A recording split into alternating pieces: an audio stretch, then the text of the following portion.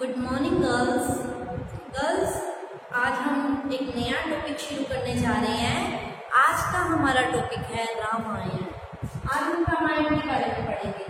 देखो, ये कहा जाता है कि भारतीय संस्कृति के दो महाकाव्य हैं जिन्हें भारतीय संस्कृति का सच्चा दर्पण कहा गया है। तो भारतीय संस्कृति के ये जो दो महाकाव्य है, भारतीय संस्कृति के सच्चे दर्पण है। ये दो महाकाव्य हैं रामायण और महाभारत। ठीक है, रामायण और महाभारत, इन दोनों में रामायण को अति प्राचीन माना गया है। क्यों?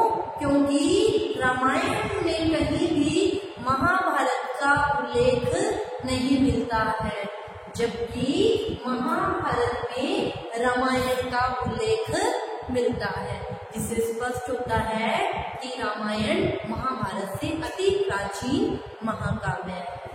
ठीक है, तो हम आज इसी अति प्राचीन महाकाव्य रामायण के बारे में पढ़ेंगे। तो देखो, रामायण के बारे में ये कहा जाता है कि भारतीय संस्कृति और जीवन मूल्यों को व्यक्त करने वाला, हमारी संस्कृति को और हमारे जीवन के जो मूल्य हैं उनको व्यक्त करने वाला जो महाकाव्य है वो है रामायण। ठीक है, रामायण को क्या माना गया है?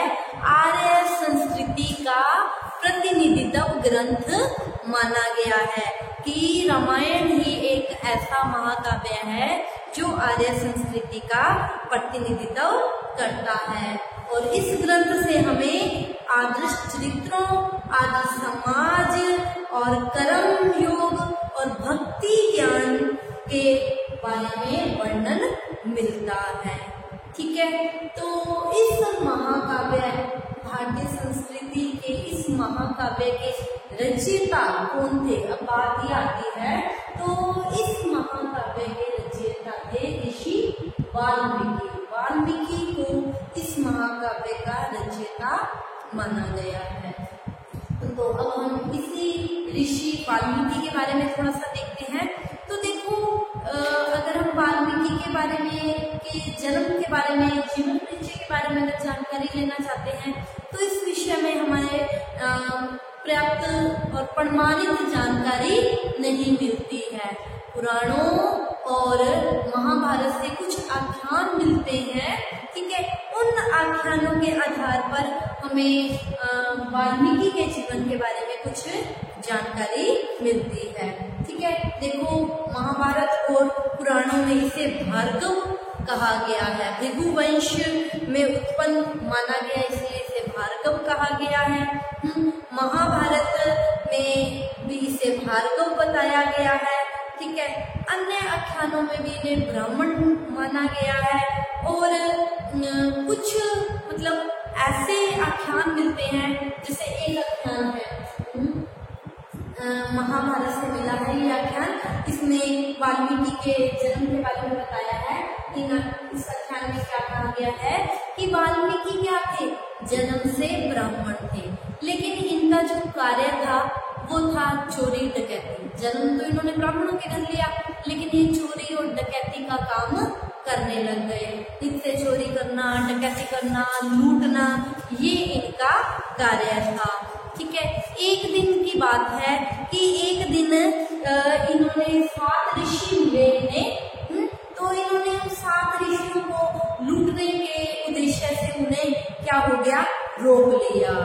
ठीक है, जब इन्हें रोका लूटने के लिए 7 ऋषियों को, तो इन 7 ऋषियों ने इनसे क्या कहा वाल्मीकि को कि तुम अपने कुटुंब के लिए दूसरों को लूटते हो, पाप करते हो, तो तुम लोग इनसे जाकर पूछो कि पाप तो तुम कर रहे हो, जब इस पाप की सजा मिलेगी, सजा को भोगने का टाइम आएगा, क्या वो तुम्हारे साथ चलेंगे, उस सजा को भोगेंगे? तो ये अपने परिवार में गया और इसने पूछा, तो परिवार ने क्या कहा? हम क्यों, तेरे पाप तूने किया तो सजा का भोगी तू होगा, हम तो तेरे द्वारा लाए गए धन का भोग कर रहे हैं। ठीक है, तो जैसे इसने अपने कुटुंब के ये वचन सुने तो इसका मन क्या हो गया?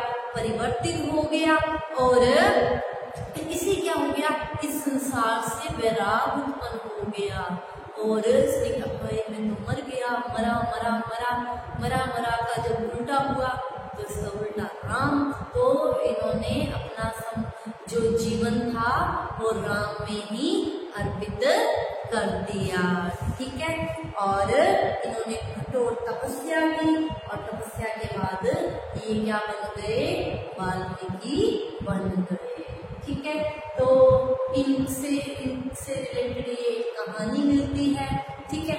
अब क्या हो गया कि इनका जो नाम है वाल्मीकि, ये तो जब इन्होंने कठोर तपस्या की तो इनका दूसरा जन्म माना गया, इन्हें वाल्मीकि कहा गया, ठीक है। लेकिन पुराणों में अगर हम इनका नाम देखते हैं तो पुराणों में जो इनका पूरा नाम मिलता है वाल्मीकि से पूर्व जो इनका नाम था च्यवन इनका नाम था, ठीक है।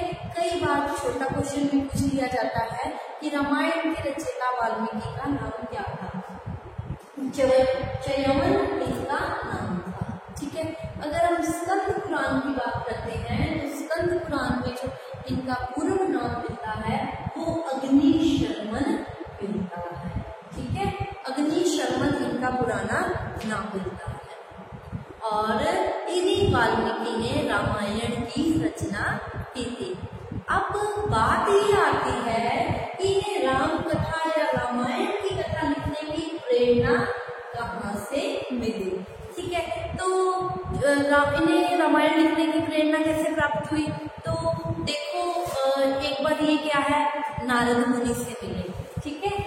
तो नारद मुनि से जब ये मिले तो इन्होंने नारद मुनि से क्या कहा, नारद मुनि से इन्होंने प्रश्न किया, क्या प्रश्न किया कि संसार में ऐसा कौन सा महापुरुष है जिसका आचार विचार और जो पराक्रम है वो आदर्श माना जाए, ठीक है।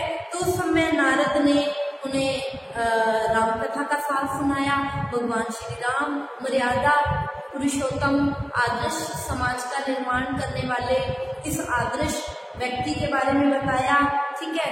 और इन्होंने नारद ने जो राम कथा का सार सुनाया, इन्होंने इसी राम कथा को क्या कर दिया, श्लोकबद्ध कर दिया, सुना उसे श्लोकबद्ध करके रामायण नामक महाकाव्य की रचना इन्होंने कर डाली, ठीक है। और इन्होंने इसमें जैसे कि हम सब लोग जानते हैं कि राम ने जब सीता का त्याग कर दिया था तो सीता माता इन्हीं वाल्मीकि के आश्रम में रही थी और यहीं पर उन्होंने 2 बच्चों को, लव कुश जुड़वा थे, दोनों को जन्म दिया था वाल्मीकि के आश्रम में। वाल्मीकि के आश्रम में ही इन बच्चों ने अपने गुरु वाल्मीकि से ही क्या की थी, शिक्षा प्राप्त की थी और वाल्मीकि ने ही इन्हें राम कथा का गायन करना सिखाया, रामायण का गायन करना सिखाया। और जब राजा राम ने अश्वमेध यज्ञ किया तो इन्होंने वहां भी इस कथा का गायन किया, ठीक है। तो ये है रामायण, ठीक है। इसके रचयिता वाल्मीकि। आज हमने रामायण के रचयिता वाल्मीकि के बारे में जाना, कल हम रामायण के बारे में चर्चा करेंगे। आज इतना ही, आप इसका स्क्रीनशॉट ले लीजिए। Thank you all.